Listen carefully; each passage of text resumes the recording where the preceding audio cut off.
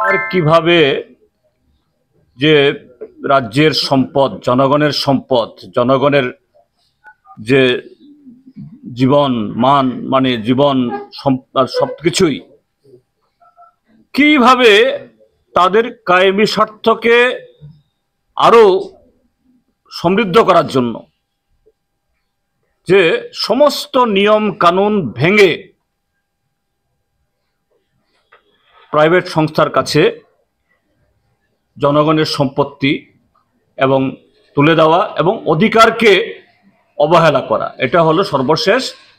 আপনারা দেখেছেন এখানে এই কোন কি জান জায়গাটা, এই ডুকলির দিকে শান্তিনিকেতন মেডিকেল কলেজ নামে একটা প্রাইভেট মেডিকেল কলেজ হবে। এখনো এটা নিয়ে কোনো বিল হয়নি, আসেনি বিধানসভাতে।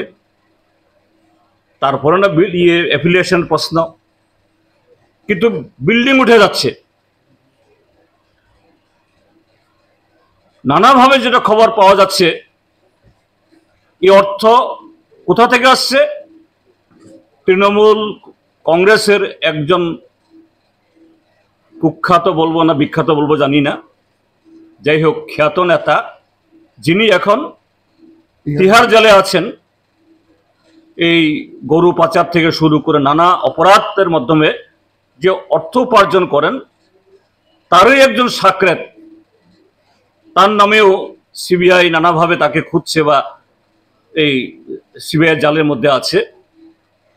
তার নেতৃত্বে ওই টাকাগুলোই এখানে ইনভেস্ট হতে যাচ্ছে। এবং ত্রিপুরা যে এটা সাংবিধানিক উঁচু পদে অধিষ্ঠিত একজন ব্যক্তি, তার সাথে যোগ সাজস্যে, যিনি এই বিগত দিনগুলোতে বেশ কয়েকবার এই বীরভূম সফর করেছেন। কলকাতায় ত্রিপুরা ভবনের গাড়ির লগবুক যদি চেক করা যায়, পাওয়া যাবে সে ব্যক্তিটি কি এবং কেন গেছেন।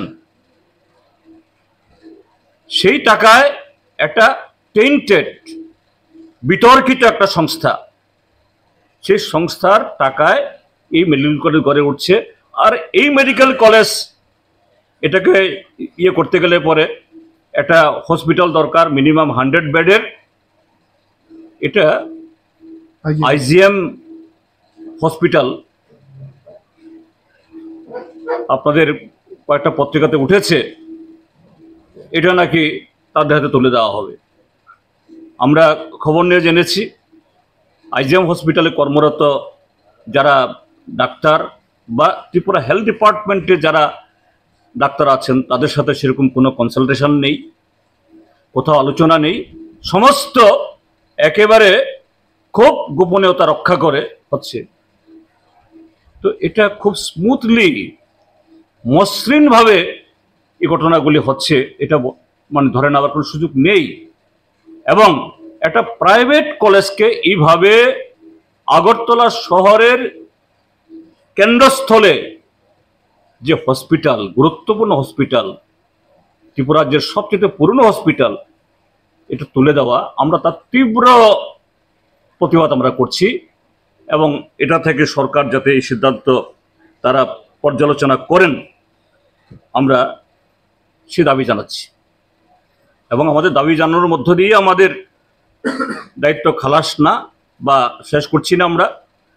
আমরা এই যে ঘটনাগুলি বললাম, যে কাজ খাদ্যের অভাব, তারপর এই চাকুরির ইন্টারভিউ বাতিল করা, আউটসোর্সিং করা সমস্ত অনিয়মে, তার সাথে আইজিএম হসপিটাল তুলে দেওয়া, এই সবগুলোর বিষয়ে যে রাজ্য সরকারের এই জনবিরোধী কার্যকলাপের বিরুদ্ধে আগামী 30 তারিখের মধ্যে, অর্থাৎ এই সপ্তাহ, আমরা সারা রাজ্যে সবকটা জেলা এবং সবকটা মহকুমা সদরে, এডিসি এলাকাতে হয়তো আরও কিছু কিছু এলাকাতে হবে, আমরা বিক্ষোভ মিছিল আমরা সংগঠিত করব সরকারের এই অগণতান্ত্রিক এবং জনবিরোধী নীতির বিরুদ্ধে।